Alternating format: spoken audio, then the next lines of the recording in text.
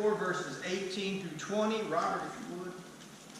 It says, "And Jesus, walking by the Sea of Galilee, saw two brethren, Simon, called Peter, and Andrew, his brother, casting a net into the sea, for they were fishers. And he saith unto them, Follow me, and I will make you fishers of men. And straightway they left their nets, and they followed him." Go ahead, Robert.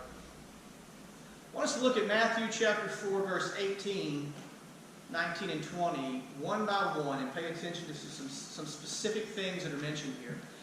It says, "And Jesus, walking by the Sea of Galilee, saw two brethren, Simon, called Peter, and Andrew, his brother." Why did he see them? Why did he see them? Because they were going to play a major role in the plan that Jesus had come to initiate. He saw them that they were casting a net into the sea, for they were fishers. Now, since they were fishermen,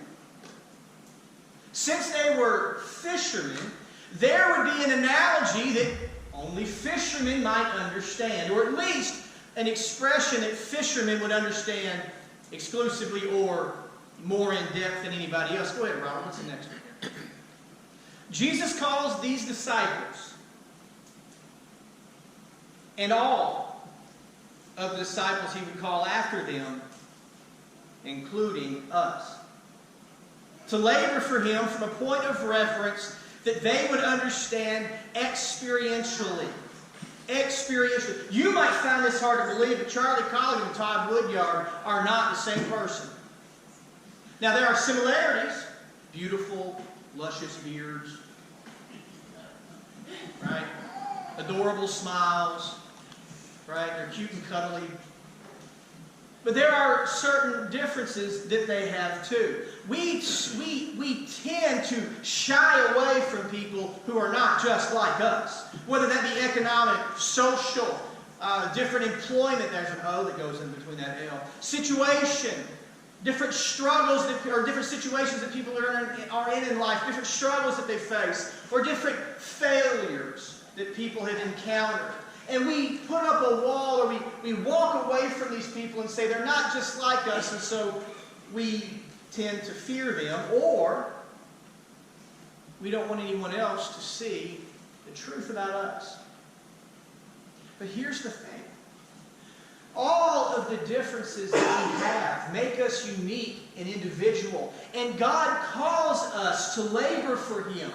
Through those many experiences that we all have had, we have learned and we have grown and we see things and we know things. And it is through those differences, those difficulties that I have gone through that you have not, that I have learned how to love you in a way that I otherwise would not have known how to do. It is through our experiences, through our varied and differing experiences, that Jesus calls us. Think about your life for a second. Think about your life. Think about the things that you have endured, the things that you have gone through, decisions you have made, both good and bad, that have made you who you are. Jesus does not come to you and say, well, I can't use Chad because Chad has gone through things that Chris hasn't. There is no cookie cutter when it comes to disciples. Jesus calls us all from different walks of life, yes, to do the same job. It is not where you come from, it is not where you are, it is not where you're going that determines your usefulness or uselessness as a disciple. It's how you respond to the call that Jesus made 2,000 years ago that is still going out today, where He said, follow me. If you would pull up verse 19, Robert. "And He saith unto them, Follow me, and I will make you fishers of men." Let's look at the first statement He makes. Follow me. Follow me. Follow me. It's a proclamation. It's an invitation. These men don't know what they're getting into. Think about this. Jesus' first statement to them is, follow me. And then he gives the details later. He says, follow me. Will you follow me? If you will follow me, I will make you. That's a process. Jesus says he will make us what? Fishers of men. That's our purpose. Proclamation, process, and purpose. When Jesus spoke and called us to follow him, he called us to do what he would do. When he said, follow me, he was saying, model your life after me.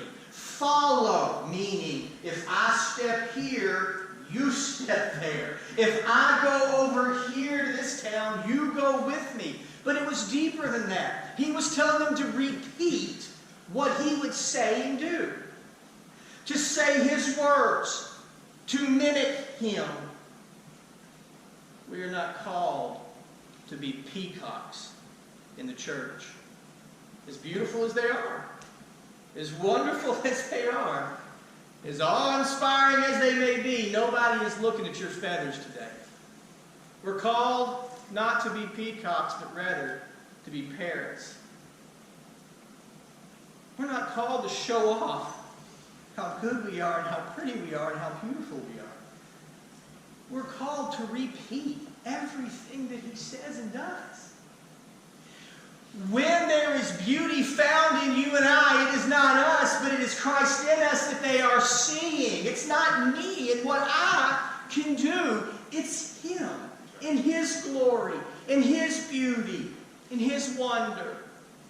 To follow means to learn or to know. If you remember a couple weeks ago, we were talking about discipleship, and we said it's one thing to know. That's discipline. It's a whole other thing to do. That's being a disciple. What is the difference? To have knowledge and to know is good. But you've got to act on what you know. How do we come to know what the will of the Lord is? Well, there are some very basic principles that we follow. We study his word. And we read exactly what he said. And exactly what he did. We pray. And we ask the Lord to change us. Don't pray these sissy prayers where you say, God, help me to stay out of trouble. God, help me to be good. Ask God to get down in your business and say, Lord, find those things in me that need to be drawn out and deal with them.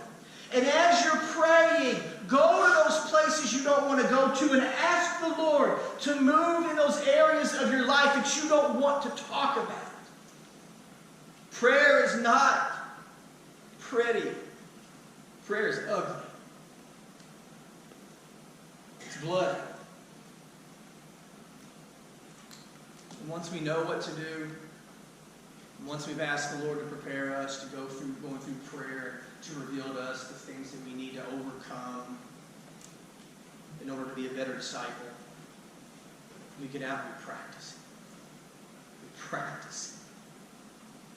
Practice, they say, makes perfect, right? Well, practice itself is not perfect. Now, Jesus says, if you follow me, if you learn from me, if you do what I say, if you know me and do what I do, then I will make you. What does that mean to make something? To be made. What does that mean? It's a process. It means to be processed. Well, what does it mean to be processed? Robert, is there a picture up there? Oh, I'm sorry. Skip that one. No, don't skip. I'm sorry. That was a joke. Go back. Go back. I'm sorry. I'm sorry. That's so correct. Yeah, that was supposed to be there. That was on. I forgot about that. See, that's what happens when you don't have the pictures here in front of you. You got to make sure that you don't just know some things and not others, or else this is what you'll look like. Your body will know how to crush sin, but your legs won't be able to carry you to the place where you can embrace the person and hug and love them. See, a lot of Christians are lopsided. They're either so liberal that they excuse and condone everything for the sake of love.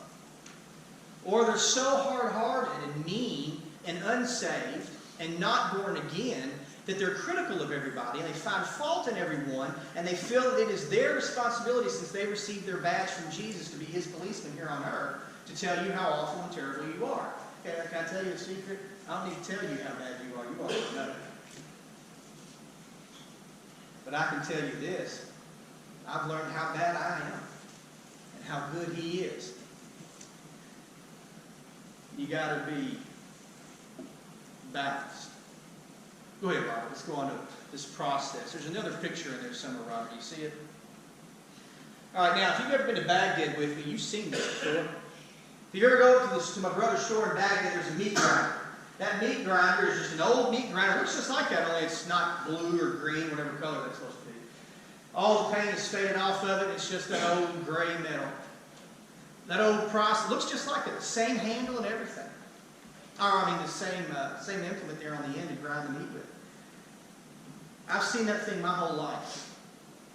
All my life. I've watched my grandfather throw beef in there and make hamburger. I watched him throw throw pork in there and make sausage.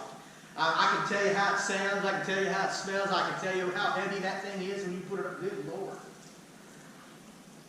I learned something. I've learned something in my life. That if I'm going to be a witness for the Lord, He's going to have to make me into what He wants me to be. And that's going to require Him grinding me.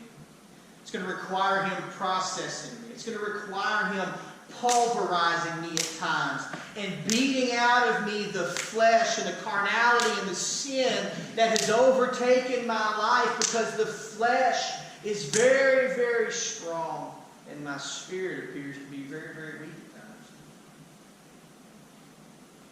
See, here's the mistake we make. We think we come and we sit on pews, we read our Bibles, we close our Bibles, and we've done our good deed for the Lord that week.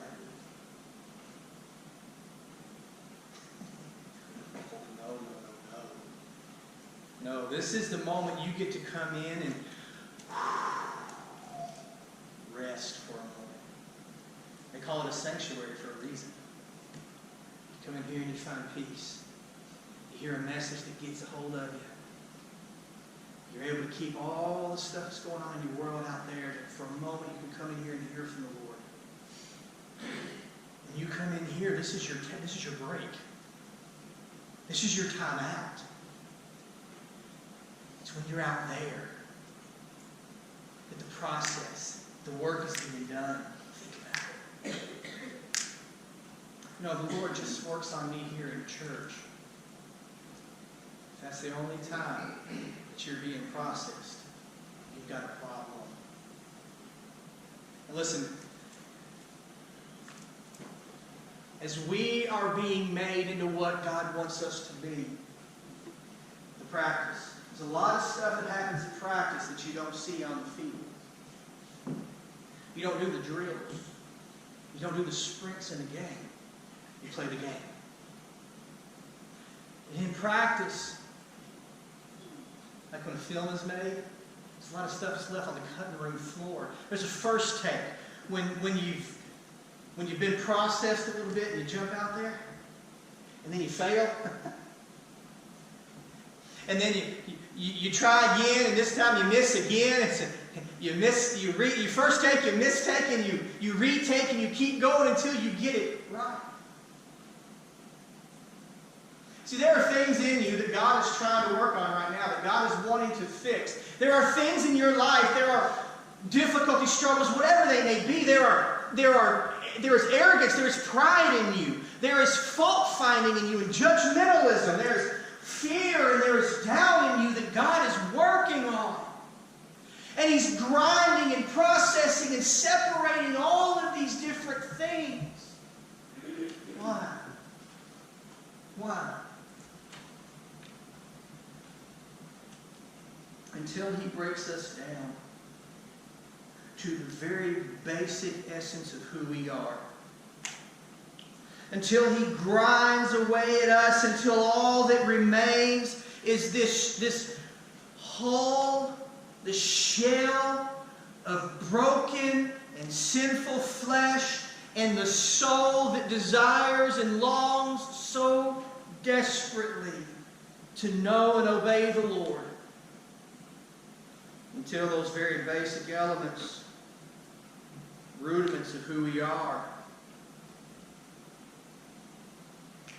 separated. It can't be mixed up to make anything. Think about this. Some of you here this morning, you're not good at public speaking. But you still have a gift that God has given you. You still have a talent or talents that God has given you to use. Maybe you can sing. Maybe you can't hold a tune or carry a tune in a bucket, but the Lord has blessed you and you're able to give. Maybe you don't have much money, but you know how to build things, or you know how to do things. There are certain gifts and talents that all of us have. And God is processing and grinding and pulverizing all of us so that He can put us all together and make something out of us. You can't mix the sugar and the tea if they're not both in the same pitcher. Right? You can't mix the sugar and the tea if they're not both in the same pitcher. But don't nobody want salt in that tea. That's nasty. Well, when God separates us, pulverizes us, all that remains is the glory and the beauty of the Lord in us. And He brings us together into this body, this pitcher, if you will, this bowl called the church. And He'll stir us up. He'll stir. And you might be sitting on the pew next to somebody that stinks. I'm not talking literally, although if they do, that's possible. You might sit next to someone who's so sour, you couldn't put it in tea. It'd ruin it. There may be just 2 or 3 in this room this morning who really want to hear from the Lord, and Jesus said that's all that matters.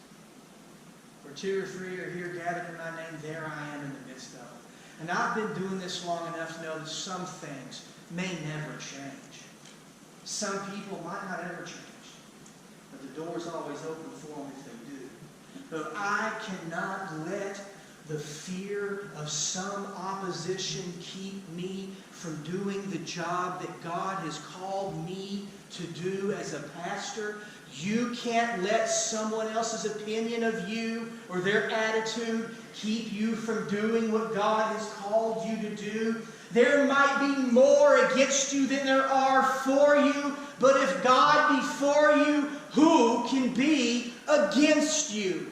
They may tell you you don't know what you're doing, and you can look at them and say, well, that's the first time you've ever told the truth. I don't have a clue what I'm doing. I'm not the one that was tasked with making myself what I'm supposed to be. All God called me to do was follow, and He said He'd do the rest. So this morning, there are some of you that it feels like in your life you have just been broken all over. And it feels like for so long the enemy has crushed you, has beaten you, has drove you into the dirt, and you wonder if you'll ever come out of this mess that you're in, or this pit that you're in, this valley that you're in. You don't understand. It doesn't always make sense. You can't explain it. You just know that it feels like for so long everything has gone so bad.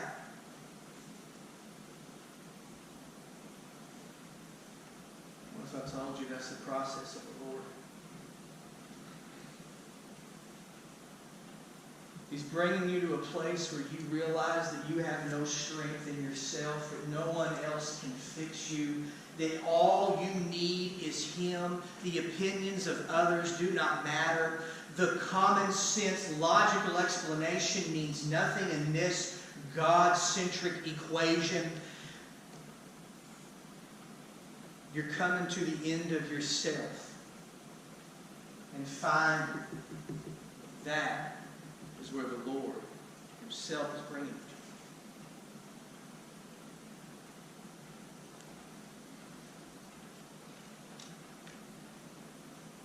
That doesn't mean that we wait until we have it all figured out to get involved in the work of the Lord. That doesn't mean that we wait until everything makes sense before we get involved in what God wants us to do. Isn't it a crying shame that I'm standing up here this morning and I am imploring a church to do what a church is supposed to do?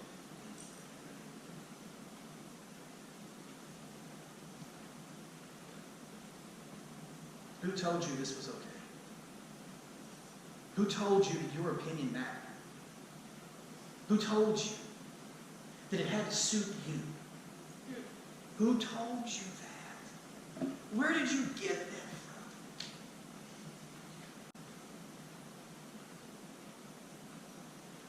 Jesus said, follow me, and I will process you. I will make you what? Fishers of men. What does it mean to fish? It means to do what Jesus did. Do what Jesus did. Can I ask you a very, very blunt question this morning? Are you doing what Jesus did? Are you? Are you doing what Jesus did? Well, I sure ain't raising nobody from the dead. But you're killing a lot of people. Right? The tongue has killed more people. The sword every week. Right?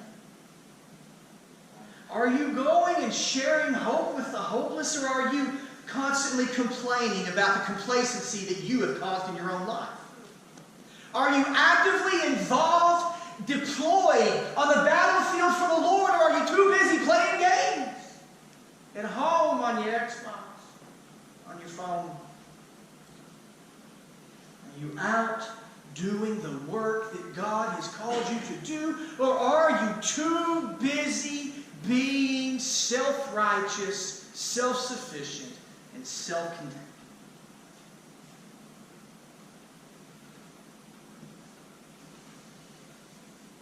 Jesus didn't say, get everything figured out and then come and follow me. He didn't say, go get educated and come and follow me. He says, come follow me, I'll educate you. Come and follow me and I will make you. I will process the knowledge that you glean from the Word. I'll process all that and I'll flesh it out for you and make real life sense. If you'll follow me, I will make you fishers of men. We are called to make disciples, are we? Are we? Who have you led to the Lord? Who are you currently actively discipling? Who are you? Oh, that's the preacher's job. No, honey. No. It's my job to equip the saints. It is the saints' job to get up out of the pews and go and do their personal responsibility of making disciples. How do you make disciples? How does Jesus do it? He calls people, failed people, flawed people, people in debt, people filing bankruptcy, people going through divorce, people who are hiding their alcoholism, people who are hiding their addiction to lust and sexual perversion, people who are hiding their true motives in life and their selfishness and their deteriorating state of mind, people who don't have it all together. That's who He called. And what did He do? He told them to follow Him. Who have you said follow me to? Why not? Why not? This is not an indictment that is closed-ended. This is an opportunity. This is a proclamation this morning. This is a last-ditch effort to try to get your attention, to get you in the game. I don't want to sit on the sidelines. I want to get into the mix. I want to be involved in what God is doing. I don't want to sit over here and watch everybody else and see if they're doing it right. I want to get in there and fall on my face. I want to get in there and love someone and have them stab me in the back. I want to get in there and reach out to somebody and know the pain of them not responding to the call. I also want to get in the game and be able to see the glory and the power and the wonder of the mercy and the grace of God take root and then see as God begins to replicate the discipleship-making process of Jesus in me. I want to be able to celebrate the victories with you as well as weep with you through the times of difficulty, trouble, and trial.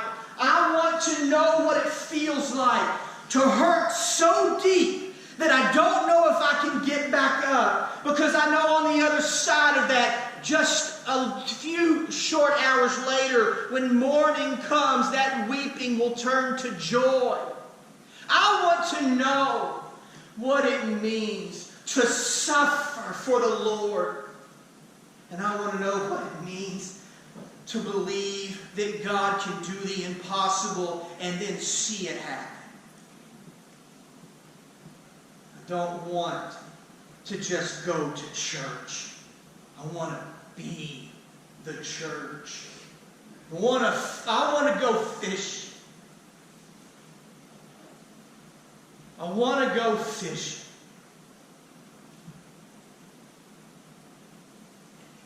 So how many fish have you caught? How can you say you know Jesus if you don't do what Jesus did? Do you understand it? Do you hear what I'm saying? How can you say you know Jesus if you have not made disciples? Jesus said, "Follow me and I will make you fishers of men." If you've not fished any men, then He's not made you and you've not followed Him. Dear Jesus, come into my heart. Take all my bad stuff away. Amen.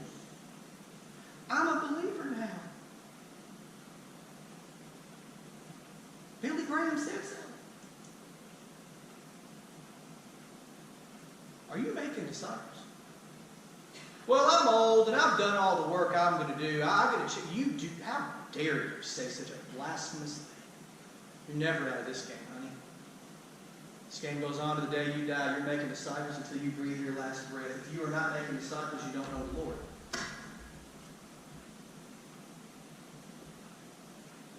Or you've been lied to. Someone deceived you. Led you to believe something that wasn't true. You got to get out of your comfort. You got to get into the presence of the Lord. You got to get away from your chair, your easy chair. You got to get out of your judge's seat. Lay down your gavel. And you got to pick up your cross. You got to start there and you got to say, "Now, Jesus, what now? What now?"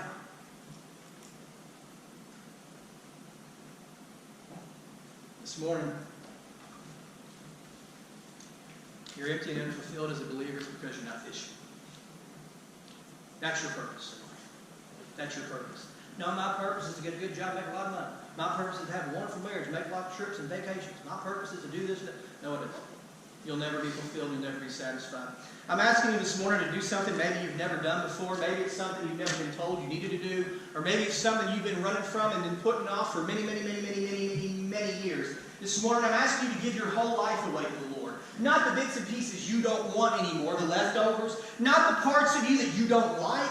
I'm asking you to give every bit of who you are to the Lord. Your time, your money, your mind, your thoughts, your family, your whole purpose is wrapped up, tied up, and tangled up in the Lord. I'm asking you this morning to put yourself away and to stand and say, "Lord, here I am. All of me, every bit of who I am. I repent that I've not made disciples, that I've disobeyed your command. I repent that I have from my selfishness. Lord, make me selfless. Put me in that grinder. Grind me up. And then throw me in that pitcher and stir me up until all the grit and all of the abrasiveness is gone and dissolved."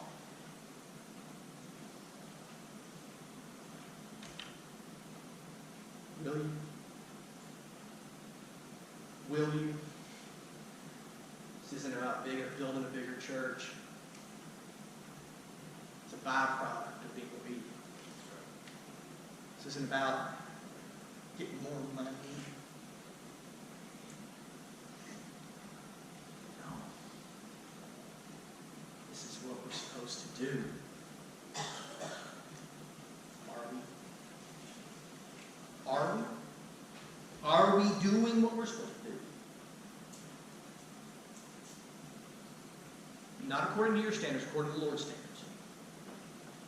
And what is His standards? Perfection? Obedience. Are you making disciples? That's the criteria to question yourself on this morning. Okay?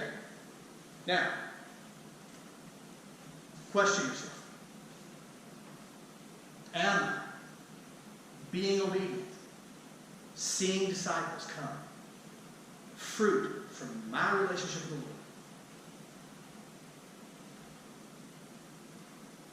If not, seek the Lord. Ask Him to change you. Put you in, not back in, but to put you in the game. Does that make sense? Would you stand with me this morning? It's good today.